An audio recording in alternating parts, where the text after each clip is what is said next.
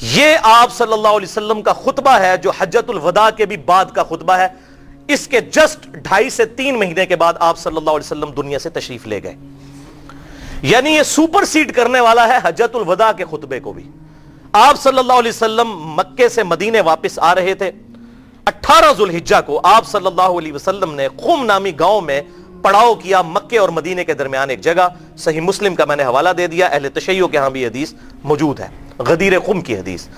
تو اسے غدیر خم کیونکہ وہ خم نامی گاؤں تھا, وہاں آپ صلی اللہ علیہ وسلم نے پانی کے لیے پڑاؤ کیا اور آپ صلی اللہ علیہ وسلم کے لیے اونٹ کے پالان کا منبر تیار کیا گیا. آپ صلی اللہ علیہ وسلم نے صحابہ کرام سے وہاں ایک خطبہ ارشاد فرمایا اور یہ اس کے الفاظ ہی کنکلوڈنگ ہے. اے لوگو آگاہ ہو جاؤ, میں بھی ایک انسان ہوں. قریب ہے کہ اللہ کا قاصد یعنی موت کا فرشتہ میرے پاس آئے اور میں اس کی دعوت قبول کر لوں. میں اپنے بعد تم میں 2 بھاری چیزیں چھوڑ کر جا رہا ہوں. ان میں سے پہلی چیز اللہ کی کتاب ہے, اس میں ہدایت ہے, اس میں نور ہے. تم اللہ کی کتاب کو پکڑو, اپنا تعلق اللہ کی کتاب کے ساتھ مضبوط کرو. اللہ کی کتاب اللہ کی رسی ہے, جو اسے پکڑے گا ہدایت پر ہوگا, جو چھوڑ دے گا گمراہ ہو جائے گا. اور زید ابن ارقم کہتے ہیں اس کے بعد آپ صلی اللہ علیہ وسلم ہمیں ترغیب دلاتے رہے, اللہ کی کتاب, اللہ کی کتاب, اللہ کی کتاب. اور امت نے چھوڑ دی کتاب. وَاعْتَصِمُوا بِحَبْلِ اللَّهِ جَمِيعًا وَلَا تَفَرَّقُوا, اللہ کی رسی کو مضبوطی سے تھام لو اور فرقہ واریت میں مت بٹو. یہ ہے اللہ کی رسی, صحیح مسلم کی حدیث کے تحت. اور پھر آپ صلی اللہ علیہ وسلم نے فرمایا دوسری بھاری چیز میرے اہل بیت ہیں. میں اپنے اہل بیت کے بارے میں تمہیں اللہ کا خوف دلاتا ہوں. میں اپنے اہل بیت کے بارے میں تمہیں اللہ کا خوف دلاتا ہوں. میں اپنے اہل بیت کے بارے میں تمہیں اللہ کا خوف دلاتا ہوں. لیکن امت نہیں ڈری. 3 دفعہ آپ نے فرمایا. آپ کو یہ غیبی خبر دی جا چکی تھی کہ آپ کی امت آپ کی وفات کے بعد اہل بیت کے ساتھ برا سلوک کرے گی.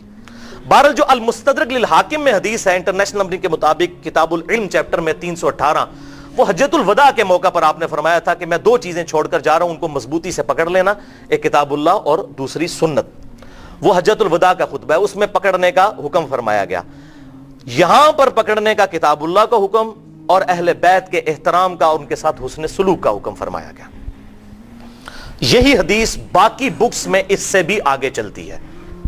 صحیح مسلم میں تو یہاں تک ہے, باقی بکس میں انٹرنیشنل نمبرنگ کے مطابق جامعہ ترمذی میں 3713, مسند امام احمد میں 19721, امام ابن ابی عاصم کی کتاب السنہ میں 1158 اور سنن نسائی الکبریٰ میں 8478 نمبر حدیث ہے کہ آپ صلی اللہ علیہ وسلم نے جب فرمایا کہ میں تمہیں اللہ کا خوف دلاتا ہوں میرے اہل بیت کے معاملے میں, اس کے بعد آپ صلی اللہ علیہ وسلم نے مولا علی کا ہاتھ پکڑا اور صحابہ کے سامنے یوں بلند کیا اور کہا کہ اے میرے صحابہ, کیا قرآن کی یہ آیت النبی اولا بالمؤمنین من انفسہم وازواجہ امہاتہم, یہ نبی صلی اللہ علیہ وسلم مومنین کی جانوں سے بھی زیادہ ان پر حق رکھتے ہیں اور نبی کی بیویاں امت کی مائیں ہیں, کیا تم گواہی دیتے ہو کہ اللہ تمہارا رب ہے؟ سب نے کہا بلا یا رسول اللہ, کیوں نہیں یا رسول اللہ. پھر آپ صلی اللہ علیہ وسلم نے فرمایا کیا اس آیت کے تحت تم اللہ اور اس کے رسول کو سب سے بڑھ کر محبوب رکھتے ہو؟ سب نے کہا یا رسول اللہ کیوں نہیں. پھر آپ نے مولا علی کا ہاتھ پکڑا اور یوں صحابہ کے درمیان بلند کیا, من کنت مولاہ فہذا علی مولاہ, پھر جس کا مولا میں اس کا مولا علی. اور اسی حال میں پھر آپ نے کہا اے اللہ اس سے محبت رکھ جو علی سے محبت رکھے اور اس سے دشمنی رکھ جو علی سے دشمنی رکھے. تو مولا کا مطلب ہے دلی محبوب, جگری یار. ہم اپنے علماء کو بھی کہتے ہیں نا مولانا. سورہ تحریم کی آیت نمبر 4 میں آیا فَإِنَّ اللَّهَ هُوَ مَوْلَاهُ وَجِبْرِيلُ وَصَالِحُ الْمُؤْمِنِينَ, کہ اللہ کے محبوب صلی اللہ علیہ وسلم کا مولا ہے اللہ اور جبرائیل اور فرشتے اور ایمان والے. دلی محبوب, اولا, مولا, یہ تمام الفاظ. تو جو مجھ سے جگری یاری رکھتا ہے وہ علی سے بھی جگری یاری رکھے. یہ آپ صلی اللہ علیہ وسلم نے اس موقع پر ارشاد. غدیر خم کی حدیث میں بڑی حیران کن بات ہے کہ آپ صلی اللہ علیہ وسلم نے یہ خطبہ حجۃ الوداع پہ کیوں نہیں دیا؟ وہ روایتیں آتی ہیں وہ ضعیف ہیں, اصول محدثین. غدیر خم پہ کیوں دیا؟ اس کی ٹیکنیکل ریزن سمجھیں.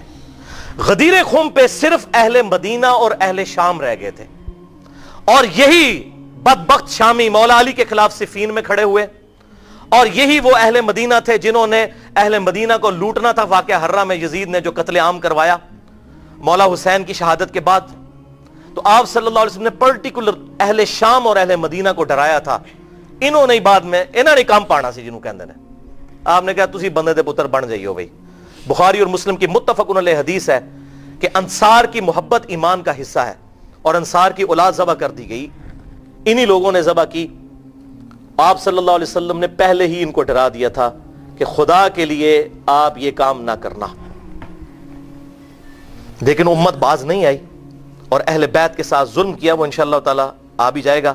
لہٰذا میں یہاں پر ایک بات کلیئر کر دوں, جن لوگوں نے بھی مولا علی رضی اللہ تعالیٰ عنہ, مولا علی علیہ السلام کو دکھ دیے, چاہے وہ حضرت امیر معاویہ رضی اللہ عنہ ہوں, حضرت عمر ابن عاص رضی اللہ عنہ ہوں, یا حضرت مغیرہ ابن شعبہ رضی اللہ عنہ ہوں, ہم ان سب کو غلطی پر مانتے ہیں, مولا علی کے ساتھ ہیں ہم. لیکن لیکن لیکن نہ تو ہم ان کی غلطیوں کا جھوٹا دفاع کرتے ہیں اور نہ ہی اس بنیاد پر ان پر لعنت کے قائل ہیں. ان پر لعنت کرنا انہی کی جاری کردہ غلط ٹرینڈ کو جاری کرنا ہے. وہ آگے آپ کو پتا چل جائے گا صحابہ کو ممبروں پر لعنت شروع کس نے کروائی. لہذا ہم کسی بھی صحابی کے حق میں, چاہے وہ امیر معاویہ ہوں, چاہے وہ عمر ابن عاص ہوں یا مغیرہ ابن شعبہ ہوں رضی اللہ عنہم اجمعین, لعنت کے قائل نہیں. غلطی سو بسم اللہ. غلطی تو قرآن پاک میں حضرت آدم سے زیادہ مرتبہ کس کے 7 دفعہ غلطی بیان ہوئی ہے. یوسف علیہ السلام کے بھائی صحابہ ہی تھے, ان کی اللہ نے غلطی بیان کی. غلطی کا یہ مقصد نہیں ہوتا کہ آپ نے کسی کو برا بھلا کہہ دیا, ورنہ کیا اللہ تعالیٰ خود یہ کر رہا ہے؟ نہیں. اس سے ہوتا ہے جیسے سورۃ الاعراف میں آیا کہ ہم نے قصہ اور آدم اس لیے ابلیس کا بیان کیا تاکہ اے اولاد آدم, جس طرح تمہارے باپ کو ورگلا دیا تھا شیطان نے, تمہیں کہیں ورگلا نہ دے. تو اگر حضرت آدم کی غلطی کا بیان کوئی گستاخی نہیں ہے تو ان لوگوں کی غلطیوں کا بیان بھی محدثین نے گستاخی نہیں سمجھا. لہٰذا یہ کتابوں میں انہوں نے احادیث لکھی. یہ معاملہ شروع سے کلیئر کر لیں. احترام اپنی جگہ ہے, غلطی غلطی ہے. لیکن دوسری طرف جن لوگوں نے مولا حسین رضی اللہ تعالی عنہ کے ساتھ ظلم کیا اور ان کو جو ہے وہ ناحق قتل کیا, ان کو تو 1% بھی گنجائش نہیں دی جا سکتی. ان میں سے کوئی بھی صحابی نہیں ہے. ہاں صحابہ کی اولاد ضرور ہے. تو صحابہ کی اولاد کیا نوح علیہ السلام کے بیٹا قرآن میں آیا وہ کافر تھا, تو اس کی وجہ سے نوح علیہ السلام کو تو برا نہیں کہا جا سکتا. حضرت حسین کے جو قتل کرنے والا لشکر تھا عمر ابن سعد, وہ سعد ابن ابی وقاص کا بیٹا تھا, اور سعد ابن ابی وقاص عشرہ مبشرہ. اور صحیح مسلم سے میں حدیث پڑھوں گا, یہ وہ شخص ہے جو حضرت امیر معاویہ کے منہ پہ کہتا تھا تم مجھے کہتے ہو کہ علی کو گالیاں نکالو, اللہ کی قسم تم میرے سر پہ آرا بھی رکھ دو, میں تب بھی علی کو کبھی گالیاں نہیں نکالوں گا. وہ آگے میں انشاءاللہ حدیثیں صحیح مسلم سے اور سنن نسائی سے انشاءاللہ بیان کرتا ہوں. تو امام حسین علیہ السلام کی کوشش اور جد و جہد پر ڈسکس کرنے کو اسی لیے دبایا جاتا تھا کہ اس میں پھر اور لوگوں کے بھی نام آئیں گے. اور میں نے بتایا امام غزالی جیسی شخصیت کہہ رہی ہیں کہ جی واقعہ کربلا نہ بیان کرو, حرام ہے, بڑوں بڑوں کے نام آئیں گے. لہٰذا یہاں پر میں انصاف کا تقاضا سمجھتا ہوں. مولانا مودودی رحمہ اللہ, ان کی علمی غلطیاں اپنی جگہ, لیکن انہوں نے جو خلافت اور ملوکیت کتاب لکھ کر امت کی خدمت کی ہے. لوگ پراپوگنڈا ضرور کرتے ہیں, جیسے کوئی توحید کی بات کرے اس میں کہتے ہیں وہابی ہو گیا ہے, ٹھیک ہے, ایک گستاخ رسول ہے. اور کسی تسی اہل حدیث کو لا کے بہت پتہ لگے گا کہ اصل محب رسول ہے کون. انہوں نے سب نال بگاڑ لی ہے, انہوں نے تو سب سے بگاڑ لی ہے حضور صلی اللہ علیہ وسلم کے پیچھے, تو یہ کیا گستاخ رسول ہے. تو اس طرح پراپوگنڈا کیا جاتا ہے. تو مولانا مودودی کے خلاف کیا گیا جی ایک مودودی تے 100 یہودی, ٹھیک ہے, میں کہنا بالکل ایک مودودی 100 یہودی مولویاں دے پاری ہے. تو آڈے مولویاں دا کردار, آپ کے مولویوں کا, علماء کا کردار یہودیوں والا ہے. جیسے علماء یہود حضور صلی اللہ علیہ وسلم کی باتیں چھپاتے تھے جو تورات میں تھی, آپ کے علماء نے بھی چھپائیں. تو مولانا مودودی 100 یہودیوں پر غالب ہوئے, ان کے 100 مولویوں پر, اور وہ حق بات اپنی طرف سے نہیں, بخاری سے, مسلم سے اور اہل سنت کی تاریخ سے بتائی. اور اس کے حضرت حسین کا اس وقت کے حاکم کے خلاف اٹھنا. لیکن بات سمجھ نہیں آئے گی جب تک آپ بات پیچھے سے شروع نہ کریں.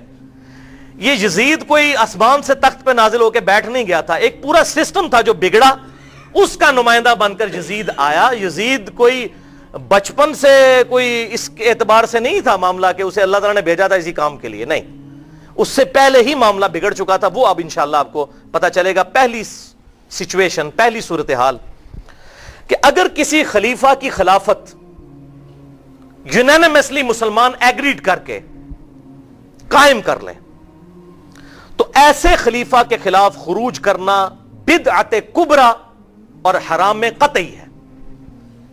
قرآن حکیم کی روشنی میں بھی اور بخاری اور مسلم کی درجنوں احادیث اس کو سپورٹ کرتی ہیں. اور صحیح مسلم میں پورا چیپٹر ہے کتاب الامارہ، امارہ یعنی امارت کا بیان، حکمرانوں کے ساتھ کیسا سلوک کرنا ہے. اگر کوئی خلیفہ راشد ہے، صحیح خلافت اس کی مسلمانوں کے مشورے سے تلوار کے زور پر دھونس کے ساتھ قائم نہیں ہوئی تو اس کے خلاف خروج کرنا حرام مطلق اور بدعت کبرا ہے. اس سے بڑی کوئی امت میں بدعت ہی نہیں ہے. اب یہ خلافت راشدہ کی نمائندہ مثال کیا ہے؟ وہ 30 سال. سنن نبی داؤد میں 4646، جامعہ ترمذی میں 2226 اور مسند امام احمد میں 18430 نمبر حدیث جلد 4 صفحہ 273 پہ موجود ہے. ان ساری احادیث کا لب لباب یہ ہے کہ آپ صلی اللہ علیہ وسلم نے فرمایا میرے بعد خلافت علی منہاج النبوہ 30 سال تک رہے گی. کتنے سال؟ 30 سال. یہ غیبی خبر ہے.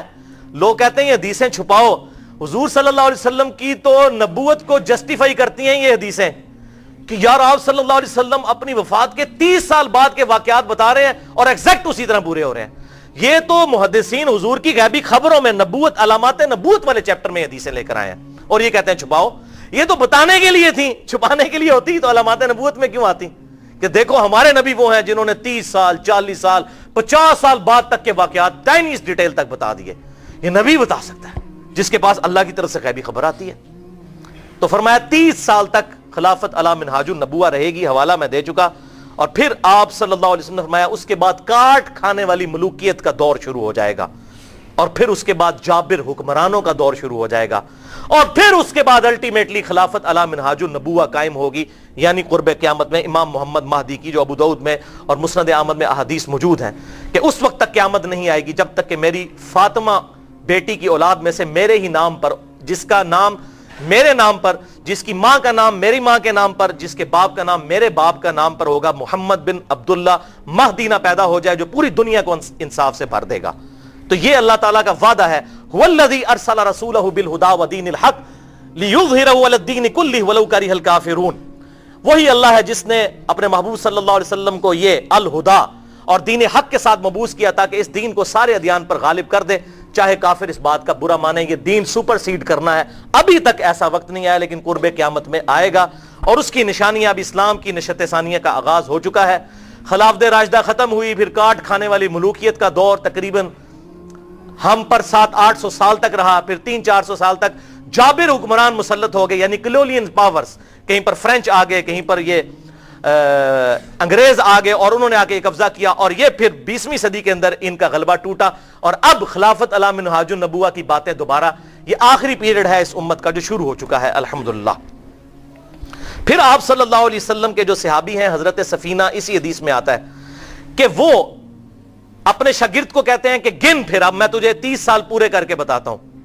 ابو بکر کے 2 سال، عمر کے 10 سال، عثمان کے 12 سال اور علی کے 6 سال. یہ ہے خلافت راشدہ.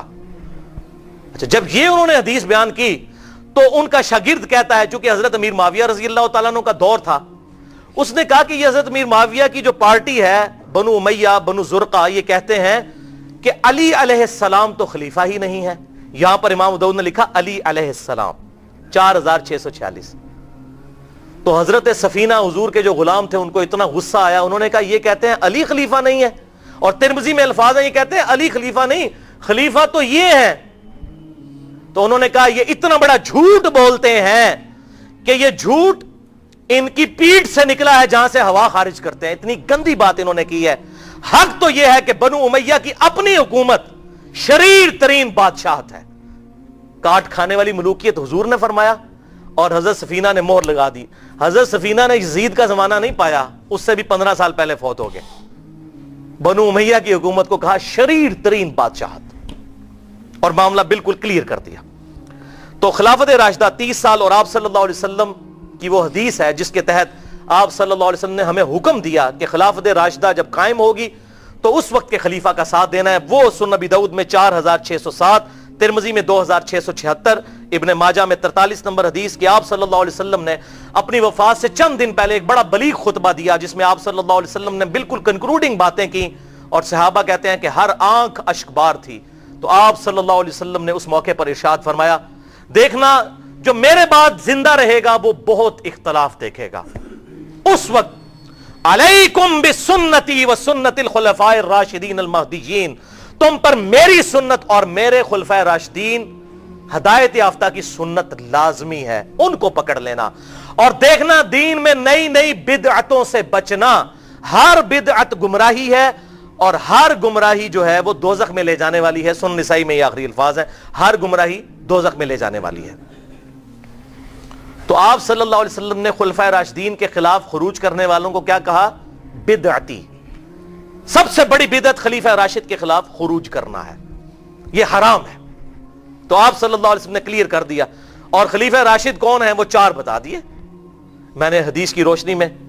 تو اب چاہے مخالفین ابو بکر ہوں، مخالفین عمر ہوں، مخالفین عثمان ہوں، یا مولا علی رضی اللہ تعالیٰ عنہ کے مخالفین ہوں، چونکہ یہ خلفائے راشدین تھے، ان کے خلاف کھڑا ہونا بدعت ہے، اس میں کوئی شک نہیں. آپ صلی اللہ علیہ وسلم نے خود کہا کہ بدعتوں سے بچنا، اور علیکم بسنتی و سنت الخلفاء الراشدین المہدیین، تم پر میری سنت اور میرے خلفائے راشدین کی سنت لازم ہے. تو یہ حدیث آ کر کوئی پنکچر نہیں ہو جاتی حضرت عثمان پہ، حضرت علی تک چلتی ہے. حضرت علی کہتے ہیں میں حضور صلی اللہ علیہ وسلم کی خدمت میں حاضر ہوا، آپ زاروں قطار رو رہے ہیں، حضرت حسین کو گود میں اٹھایا ہوا ہے. میں نے کہا یا رسول اللہ، میرے ماں باپ آپ پہ قربان، آپ کو کس نے غمگین کر دیا؟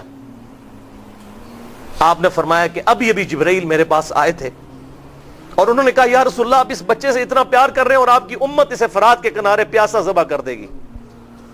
میں اپنے جذبات پہ قابو نہیں رکھ سکا تو میری آنکھوں سے آنسو رواں ہو گئے. اور پھر جبریل نے یوں ہاتھ مار کر مجھے کربلا کی سرخ مٹی بھی لا کر دکھائی. اور یہ حدیث مولا علی نے نہروان پر، صفین سے فارغ ہو کر جنگ نہروان پر جاتے ہوئے فرات کے کنارے اپنے اصحاب کو سنائی. اور پتہ کیا الفاظ ہیں مسند احمد کے؟ حضرت علی جب گھوڑے پر بیٹھے تھے تو جب وہ فرات کے کنارے سے گزرے تو پھر اپنے ساتھیوں کے کہا رک جاؤ ادھر. حضور کی حدیث مجھے یاد آ گئی اور پھر کہا اصبر یا ابا عبداللہ، یہ حضرت حسین کی کنیت تھی، اے حسین صبر کرنا، اے حسین صبر کرنا. ساتھیوں نے کہا یہ آپ کیا کہہ رہے ہیں حسین صبر کرنا؟ پھر انہوں نے یہ حدیث بیان کی کہ میں حضور کے پاس ایک بار گیا، حضور زاروں قطار رو رہے تھے اور آپ کو جبرائیل نے آ کر خبر دی. مسند امام احمد جلد 1 صفحہ 85 انٹرنیشنل نمبر کے مطابق 648. حضور کو ایک ایک خبر اللہ تعالیٰ نے دی تھی. یہ بھائیوں بہت بڑا واقعہ تھا. حسین نو کویا جے جان نہیں جے چھٹنی، اس امت دے اوتے جنی وڈی مصیبت پئی ہے اسی وجہ نال پئی ہے. تو حضور صلی اللہ علیہ وسلم کی یہ نبوت کی خبر ہے، اس کو کیسے چھپایا جا سکتا ہے؟ ہم فخریہ بتائیں گے ہمارے نبی نے اپنی وفات کے 50 سال بعد کا واقعہ بتا دیا. یہ ہمارے نبی کی نبوت کی دلیل ہے کہ اللہ کی طرف سے غیبی خبریں ان کے پاس آتی تھی. الحمدللہ. بھائیو، یزید کے گورنروں میں خبیث ترین گورنر تھا عبید اللہ ابن زیاد. اب اس کے اوپر میں بیان کروں صرف عبید اللہ ابن زیاد کس طریقے سے میدان عمل میں اترا تو یہ پورا 1 گھنٹے کا چیپٹر ہے، میں اس کو سکپ کرتا ہوں. اسی کے بارے میں صحیح بخاری میں 3748 نمبر حدیث ہے حضرت حسین کے چیپٹر میں، اور یہ وہ حدیث ہے جس میں امام بخاری نے حسین علیہ السلام لکھا ہے. حسین علیہ السلام، بخاری 3748 کہ امام حسین علیہ السلام کا سر مبارک کاٹ کر عبید اللہ ابن زیاد کے سامنے تشت میں رکھا گیا اور وہ خبیث چھڑیاں مارنے لگا حضرت حسین کی طرف اور ان کے حسن پہ کلام کرنے لگا. انس ابن مالک حضور کے خادم وہاں تھے، تڑپ اٹھے اور کہا عبید اللہ ابن زیاد ہوش کر، اللہ کی قسم رسول اللہ کے سب سے زیادہ ہم شکل حسین ابن علی تھے. اور دوسری روایتوں میں آتا ہے کہ میں نے تو چھڑیاں مار رہا ہے، میں نے ان ہونٹوں کو چومتے ہوئے دیکھا ہے حضور صلی اللہ علیہ وسلم کو، تو ان ہونٹوں کے اوپر چھڑیاں مار رہا ہے. انس ابن مالک رضی اللہ تعالی عنہ. تو یہ عبید اللہ ابن زیاد اتنا خبیث گورنر تھا. اس کی میں 2 مثالیں آپ کو پیش کرتا ہوں. صحیح مسلم میں 4733. عائذ بن عمر رضی اللہ تعالیٰ عنہ ایک صحابی ہیں، جب ان کی موت کا وقت قریب آیا تو ان کی عیادت کرنے کے لیے عبید اللہ ابن زیاد آیا. یہ یزید کی طرف سے کوفے کا گورنر تھا، جس طرح حضرت معاویہ کے دور میں گورنر تھے مغیرہ ابن شعبہ اور بعد میں عبید اللہ ابن زیاد کا باپ ابن زیاد. اس طریقے سے یزید نے اس کو گورنر بنایا کیونکہ اس سے پہلے گورنر تھے حضرت نعمان ابن بشیر رضی اللہ تعالیٰ عنہ. تو وہ حضرت حسین کے خلاف کوئی ایکٹ کرنے کے لیے تیار نہیں ہوئے کیونکہ صحابی تھے, ڈرتے تھے.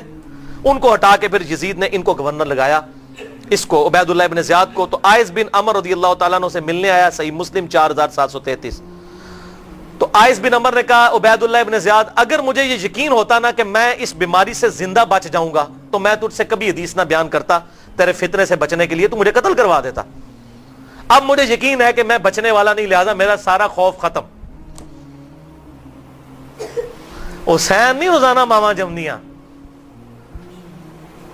موت کے قریب انہوں نے حدیث بیان کی. عائض بن عمر نے کہا عبید اللہ ابن زیاد میں نے حضور سے ایک حدیث سنی ہے, سن لے کہ حضور صلی اللہ علیہ وسلم نے فرمایا بدترین چرواہا وہ ہے جو ظالم بادشاہ ہو.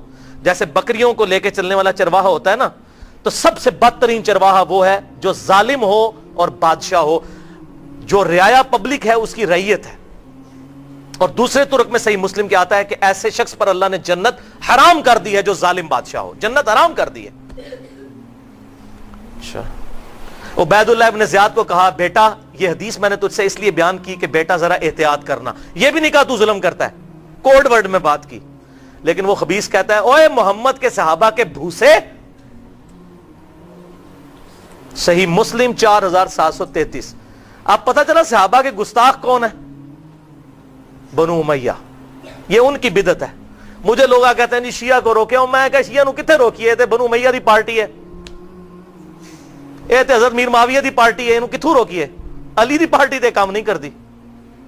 انہوں نے دسو خدا دے واسطے کہ یہ جو آپ کام کر رہے ہیں یہ مولا علی کی سنت پہ عمل نہیں کر رہے, یہ امیر معاویہ کی سنت پہ آپ عمل کر رہے ہیں. آپ فیصلہ کر لو کس پارٹی میں جانا ہے. حق علی کے ساتھ ہے. کتنی حدیثیں ہیں, المستدرک الحاکم میں حدیث ہے قرآن اور حق علی کے ساتھ ہے قیامت تک کے لیے. وہ آپ نے حدیثیں بخاری مسلم سے بھی سن لی. تو صحابہ کو گالیاں دیتے ہیں, یہ کون لوگ ہیں؟ کہتا ہے تو محمد کے صحاب کا بھوسا ہے. تو عائض بن عمر نے کہا عبید اللہ ابن زیاد محمد کے صحاب بھی بھوسے تھے, اور بھوسے تو تم لوگ ہو جو بعد میں آئے ہو. وہ ظاہر ان کا ڈر ختم ہو چکا تھا. دوسری مثال سنن ابی داؤد 4749. یزید کے اسی گورنر عبید اللہ ابن زیاد نے ایک صحابی ابو برزہ رضی اللہ تعالیٰ عنہ کو اپنے دربار میں بلا کر کہا کہ اس صحابی کو پیش کرو میری بارگاہ میں. ہم تو صحابہ کو ملنے کو ترستے ہیں, وہ صحابہ کو اپنے دربار میں بلاتے تھے ظالم بادشاہ. میں نے اس سے ایک مسئلہ پوچھنا ہے تو ان کے قدموں میں حاضر ہو. خیر بلایا, اور مسئلہ میں نے یہ پوچھنا ہے یہ حوض کوثر والی حدیث ٹھیک ہے کہ حضور صلی اللہ علیہ وسلم کا حوض کوثر ہوگا؟ وہ بخاری مسلم میں درجنوں حدیثیں ہیں, انا اعطیناک الکوثر, حضور صلی اللہ علیہ وسلم. تو مجھے اس حدیث پہ شک ہے کہ حضور نے واقعی یہ بات کہی ہے, تو میں نے صحابی سے مسئلہ پوچھنا ہے, اس کو میرے دربار میں حاضر کرو. بدماشی دیکھیں, سنن ابی داؤد 4749. تو وہ تو حضور صلی اللہ علیہ وسلم کے چاہنے والے تھے, انہوں نے کہا چلو میں حدیث سنانے کے لیے چلا جاتا ہوں. عبید اللہ ابن زیاد کے سامنے گئے, جیسے ہی صحابی انٹر ہوئے کہتے اے دیکھو موٹے گینڈے نو, موٹا گینڈا محمدی. 3 گالیاں نکالی اس نے اپنے زوم میں, موٹا ٹھگنا چھوٹے قد والا محمدی. محمدی گالی ہے. ابو برزہ تڑپ اٹھے, انہوں نے کہا مجھے زندگی نے یہ دن بھی دکھانے تھے کہ محمد کی نسبت میرے لیے آر ہو جاتی کہ مجھے تو کہہ رہا ہے دیکھو اس ٹھگنے کو موٹے محمدی کو. اب اس سے پتا چلا کہ محمدی کہلوانا ٹھیک ہے. یہ اکثر جب ہم حنفیوں کو کہتے ہیں نا, حنفی نہیں محمدی کے لائن کہتے ہیں ثبوت یہ ابو داؤد میں ہے محمدی. اصحاب محمد اپنے آپ کو فخریہ محمدی کہتے تھے الحمدللہ. پھر کہنا نہیں حضور گرم کیوں ہوندے ہو, ٹھنڈے ہو جاؤ. نہیں تسی بڑے چنگے بندے ہو, دسو یہ والی بات کہ یہ اب حوض کوثر والی حدیث. انہوں نے کہا ہاں ہے حوض کوثر والی حدیث, اور میں نے حضور صلی اللہ علیہ وسلم سے بارہا سنی, اور اللہ تعالیٰ اس کو حوض کوثر سے نہ پلائے جو اس حدیث کو نہیں مانتا. اور وہاں سے غصے کی حالت میں یہ بات کرتے ہوئے نکل گئے. اور بیسیکلی اسے بددعا دے رہے تھے کہ اللہ تجھے نہ حوض کوثر سے پلائے. اور ایسے ہی ہوگا, بخاری اور مسلم کی متفق علیہ حدیث ہے, میرے حوض کوثر پہ ایسے لوگ آئیں گے جن کو دھتکار دیا جائے گا, اور مجھے بتایا جائے گا آپ کے بعد آپ کے دین میں انہوں نے بدعتیں جاری کی. میں کہوں گا سحقا سحقا لمن غیر بعدی, ان پر پھٹکارو, ان کو مجھ سے دور کر دو جنہوں نے میری وفات کے بعد میرے دین کو بدل دیا. اور صحیح بخاری میں موجود ہے, اس میں اولین وہ لوگ مراد ہیں جو حضور کی وفات کے بعد صحابہ اکرام کے خلاف مرتد ہو گئے تھے. یعنی وہ اصحاب جو حضور کی زندگی میں تو صحابی تھے، بعد میں مرتد ہوئے، جیسے منکرین زکات اور حضرت ابوبکر کے خلاف کھڑے ہونے والے لوگ. یہ بیسیکلی اس میں الفاظ ہیں اصحابی اصحابی. میں کہوں گا یا اللہ یہ میرے صحابہ ہیں میرے صحابہ ہیں، کہا جائے گا یہ آپ کے صحابہ کہاں رہ گئے، آپ کے بعد تو یہ مرتد ہو گئے تھے. اور سن دارمی میں حدیث ہے، جب یہ آیت نازل ہوئی اذا جاء نصر اللہ والفتح، تو حضور صلی اللہ علیہ وسلم نے کہا کہ میری وفات کے بعد اسی طریقے سے لوگ گروہ در گروہ دین سے نکل بھی جائیں گے جیسے داخل ہوئے. اس میں میری پوری گفتگو ہے مسئلہ نمبر 96 ان 8 لیکچرز میں. بہرحال یہ بدعت کبریٰ صحابہ کی گستاخی کی. اب ایسی بھیانک صورتحال میں بھائیوں مجھے بتائیں حضرت حسین کیا کرتے؟ کسی مولوی کا فتویٰ نہیں چاہیے. میں امیر المومنین جن کے نام پر یہ مسجد ہے سیدنا عمر ابن خطاب رضی اللہ تعالیٰ عنہ کا فتویٰ صحیح بخاری سے پیش کرنے لگا ہوں.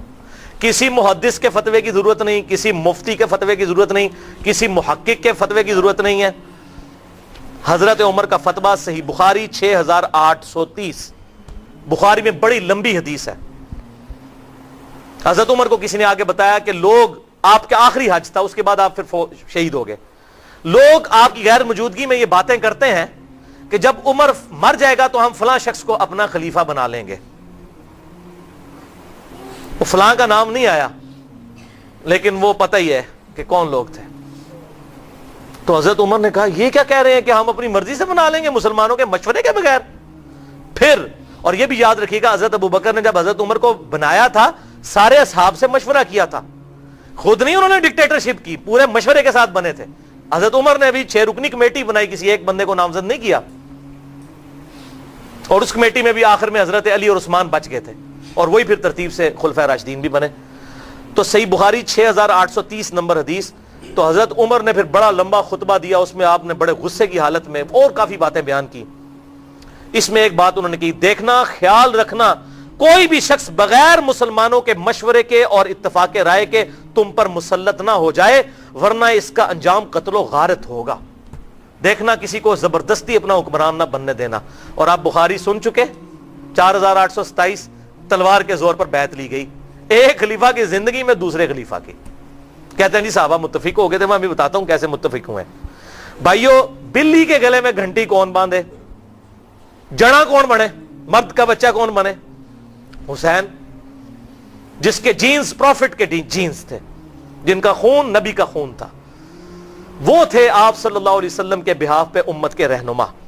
اور ظاہر رہنما شخصیات ہی سامنے آئیں گی. اور قرآن کا حکم سن لیں، سورۃ المائدہ آیت نمبر 63، لولا ینہاہم الربانیون والاحبار. اللہ تعالیٰ یہود و نصارہ کو ٹانٹ کرتا ہے، تانا دیتا ہے کہ ان کے جو اللہ والے بنتے پھرتے ہیں اور ان کے جو علماء ہیں، ان کے بزرگ کیوں نہیں روکتے اپنی پبلک کو ان قولہم الاثم، گناہ کے کاموں سے، واکلہم السحت، اور حرام خوریوں سے. علماء کی ذمہ داری ہے روکے. لبئس ما کانوا یصنعون، کتنے برے کام وہ کرتے ہیں. تو علماء کی ذمہ داری ہے. اور اس وقت امت کے سب سے بڑے عالم کون تھے؟ حسین ابن علی. آن دا بہاف آف پروفٹ آل محمد صلی اللہ علیہ وسلم کے جو ہے وہ سرکردہ سب سے بڑے وہی تھے. صحیح مسلم میں حدیث ہے کتاب الایمان چیپٹر میں 177 نمبر کہ بنو امیہ کا گورنر مروان بن حکم، وہی مروان جس نے حضرت عثمان کی شہادت کا سبب بنا، اس نے عید کی نماز سے پہلے ہی خطبہ شروع کر دیا. حالانکہ عید کی نماز میں خطبہ بعد میں ہوتا ہے، پہلے نماز بعد میں خطبہ. تو بعد میں خطبہ تو لوگ سنتے نہیں تھے. خطبے میں ہوتا تھا علی پر لعنت، علی سے محبت کرنے والے لوگ ایسے تو آڑے تے لعنت، تو آڑی تقریر ہی نہیں سن دے، جمعہ دی تے مجبوراً سننے ہیں، عید دی کیوں سنیے؟ تو لوگ اٹھ کے چلے جاتے تھے. تو انہوں نے نئی بدعت شروع کی کہ عید سے پہلے تقریر شروع کر دی. صحیح مسلم 177. ایک شخص کھڑا ہوا، اس نے کہا مروان تو اللہ کے نبی کی سنت کو توڑ رہا ہے. حضور صلی اللہ علیہ وسلم خطبہ بعد میں دیتے تھے، کوئی سنتا ہے سنے، نہیں سنتا نہ سنے، یہ زبردستی تو خطبے سنواتا ہے.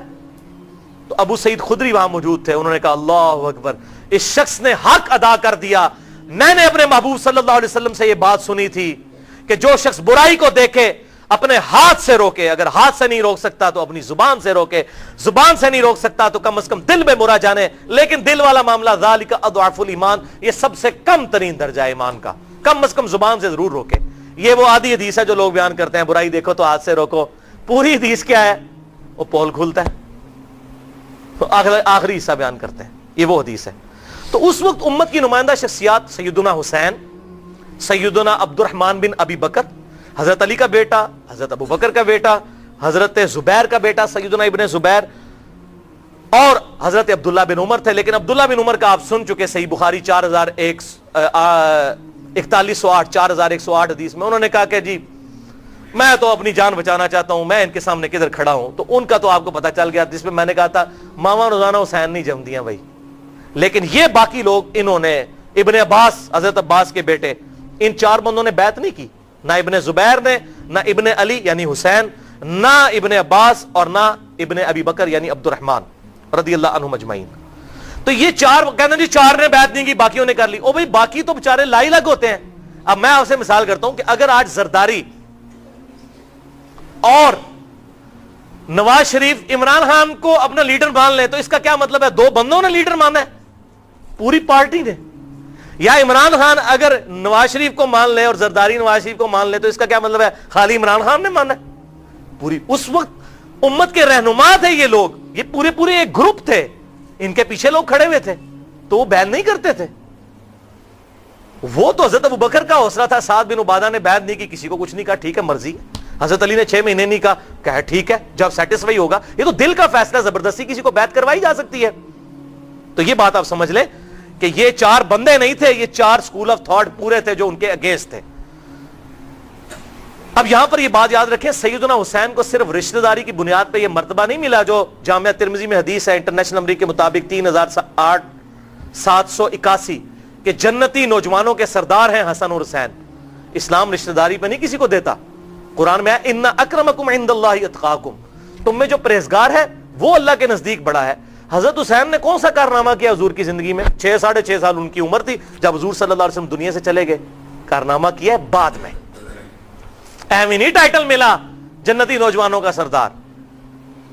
بہرحال امام حسین علیہ السلام نے ریزسٹنس کی پیسو, اپنے گھر والوں کو, بچوں کو, بیویوں کو ساتھ لے کر نکلے.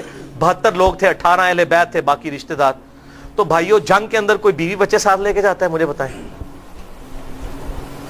وہ تو کوفے جا رہے تھے, کوفے سے خط لکھے صحابہ نے, یہ کہتے کوفیوں نے لکھے, وہ صحابہ تھے. سلمان ابن سرد جن کی بخاری اور مسلم میں حدیثیں ہیں, سلمان ابن سرد یہ صحابی تھے جنہوں نے خط لکھ کے بلوایا کہ حضرت میر معاویہ نے اپنی وہ عہد توڑ دیا ہے, انہوں نے امت کو شورا کے حوالے نہیں کیا, زبردستی ہم پہ اپنا بیٹا مسلط کر گئے ہیں, لہذا آپ امت کے لیڈر ہیں, سامنے آئیں, اب کس چیز کی پاسداری رہے گی؟ یہ کون سی خلافت ہے؟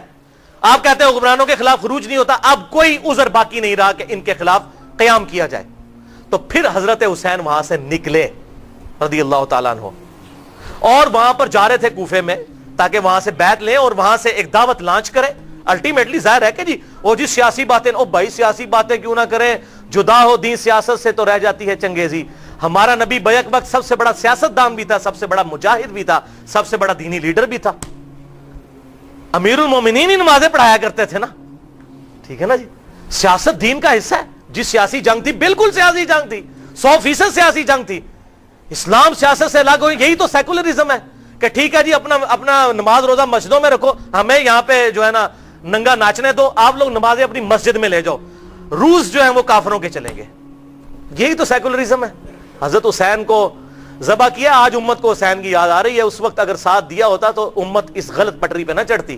آج تک نہیں ہم نکل سکے. اور ڈاکٹر اقبال نے اپنے خطبے میں کہا تھا, الہ آباد کا جو خطبہ جس میں انہوں نے پاکستان کا نظریہ پیش کیا, کاش ہمیں اللہ تعالیٰ ایک ملک دے جس میں ہم اسلام کا نظام قائم کر کے عرب امپیریلزم کا داغ اپنے چہرے سے اتار دیں جو 1000 سال سے ہمارے چہرے پر 1300 سال سے لگا ہوا ہے. عرب امپیریلزم, انہوں نے کہا ابو بکر, عمر, عثمان و علی کے بعد جتنے ملوک آئے, کہا عرب امپیریلزم, عرب بادشاہت. ان کا یہ خلافت راشدہ نہیں ہے, یہ بات یاد رکھیے گا. خلافت راشدہ اور اسلام کا عروج 41 ہجری میں ختم, مسلمانوں کا عروج 1000 سال تک رہا ہے. اسلام کا عروج نہیں, اسلام کا زوال ہی ہے اس کے بعد. کیا آپ بادشاہ اکبر کو اسلام کا عروج کہیں گے؟ 70 سال تک حکمران رہا مغلیہ بادشاہ, میں خود مغل ہوں, تو میں اب اس کو کیا رحمت اللہ علیہ کہوں؟ ہندو عورتوں سے وہ شادیاں کرتا تھا. یہ مسلمانوں کی حکومت تھی. ابو بکر, عمر, عثمان و علی کے بعد مسلمانوں کی حکومت تھی, اسلام کی حکومت نہیں تھی. بتدریج زوال آتا گیا, آتا گیا, آتا گیا, آتا گیا, اور پھر کافر ان پر مسلط ہوئے اور اب دوبارہ نشت ثانیہ کا آغاز ہوا ہے. لہذا اس بات کو سمجھ لیں, اسلامی حکومت الگ چیز ہے, مسلمانوں کی حکومت الگ چیز ہے. اس وقت مسلمانوں کو سپر پاور مل گئی تھی, پھر اس کا ایکسپلوژن تھا. پھر کوئی بھی ظاہر ہے جب رومن امپائر گر گئی, آج اگر پاکستان انڈیا کو اور رشیا کو اور امریکہ کو گرا دے تو پھر پاکستان کے آگے کون کھڑا ہو سکتا ہے؟ تو مسلمانوں کو خلفائے راشدین کے زمانے میں حکومت مل گئی, پھر انہوں نے بعد میں اسی طرح محلات بنائے, کیسر و کسرہ کی سنت پہ عمل کیا. باپ مرتا تھا بیٹے کو خلیفہ, بیٹا مرتا تھا بیٹے کو خلیفہ, 4 بیٹوں کو بتدریج خلیفہ نامزد کرتے تھے. عام ان کے نام لیتے ہیں, آپ ذرا ان کی حرکتیں بھی پڑھ کے دیکھیں. امت کو سلا دیا ان لوگوں نے تلوار کے زور کے اوپر. تو بخاری اور مسلم میں کئی احادیث ہیں. اب اس حوالے سے میں ایک ہی جملہ بولوں گا بھائیو, فکر حسین حق پرستی کی علامت ہے. سیدنا حسین نے قیامت تک کے لیے اختلافی نوٹ اپنا لکھ دیا ہے کہ چاہے میں اکیلا ہوں, میرے ساتھ چند لوگ ہیں, جیسے سورۃ النحل میں آیا کہ ابراہیم اکیلے ہی پوری امت تھے, انہوں نے بھی یہ ثابت کر دیا کہ حق حق ہے چاہے تھوڑے لوگ ہوں. عبداللہ ابن عباس کہتے ہیں کہ ایک دن دوپہر کے وقت میں نے حضور صلی اللہ علیہ وسلم کو خواب میں دیکھا, ان کی وفات کے 50 سال کے بعد. یہ صحابی کا خواب ہے اور بخاری اور مسلم کی حدیث ہے, جس نے خواب میں مجھے دیکھا, مجھے ہی دیکھا, میری شکل میں شیطان نہیں آ سکتا. اور صحابہ کو تو ڈیفینیٹلی حضور کی شکل کا پتہ تھا, شکل مبارک ان کو پتہ تھی.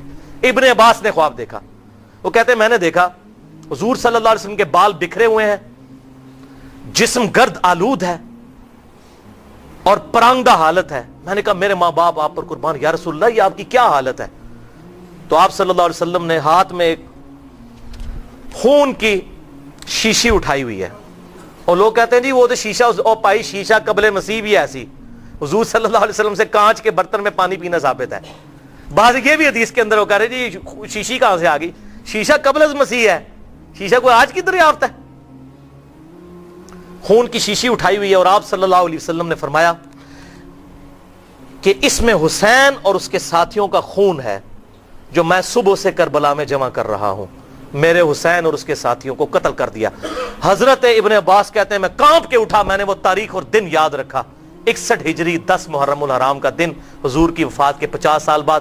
کئی دن بعد خبر آئی کہ اسی دن اسی وقت حضرت حسین کو شہید کیا گیا تھا. ظاہر ہے اس وقت انٹرنیٹ نہیں تھا, اسی طریقے سے چینلز نہیں تھے, تو کچھ دنوں کے بعد خبر پہنچی. حضور صلی اللہ علیہ وسلم اپنی وفات کے بعد بھی اللہ تبارک و تعالیٰ نے ایک تمثیلاً خواب دکھایا آپ کے صحابی کو کہ آپ صلی اللہ علیہ وسلم کو کتنی تکلیف ہوئی ہے. یہ تمثیلاً ہوتا ہے, یہ نہیں ہوتا کہ ایگزیکٹ آپ کو کربلا میں موجود تھے. مثلا آپ مجھے خواب میں دیکھیں تو اس کا یہ مطلب نہیں کہ میں آپ کے گاؤں میں آیا ہوا ہوں, ٹھیک ہے. مجھے آپ اگر کہیں میں نے آپ کو خواب میں دیکھا تو مجھے نہیں پتا ہوگا. یہ خواب الگ سے ایک محکمہ ہے, اللہ تعالیٰ نے ایک تمثیلاً چیزیں رکھی ہوئی ہیں. اس پہ میرا پورا لیکچر ہے, مسئلہ نمبر 6B, میں نے اس میں بتایا کہ آپ صلی اللہ علیہ وسلم کی خواب میں زیارت قیامت تک ہو سکتی ہے, لیکن جو آپ کی شکل مبارک, یہ نہیں کہ صرف صحابہ کو, بعد میں کئی لوگوں کو ہوئی ہے. میں نے صحیح مسلم سے, ابو داؤد سے مثالیں پیش کی ہیں. قیامت تک مسلمان حضور صلی اللہ علیہ وسلم کو خواب میں دیکھ سکتے ہیں. یہ تو 12 صحابی کا اتفاقی خواب ہے. تو وہ کہتے ہیں بعد میں پتا چلا. اس پہ میں آیت پڑھوں گا, سورہ الاحزاب کی آیت نمبر 57. ان الذین یؤذون اللہ ورسولہ لعنہم اللہ فی الدنیا والآخرہ, بے شک جو لوگ اللہ اور اس کے رسول کو تکلیف دیتے ہیں ان پہ دنیا کی زندگی میں اور آخرت میں اللہ کی لعنت ہے. وَأَعَدَّ لَهُمْ عَذَابًا مُهِينًا, اور اللہ تعالیٰ نے ان کے لیے دردناک ذلیل و خوار کر دینے والا عذاب تیار کر رکھا ہے. وَلِعَاذُ بِاللَّهِ تَعَالَى.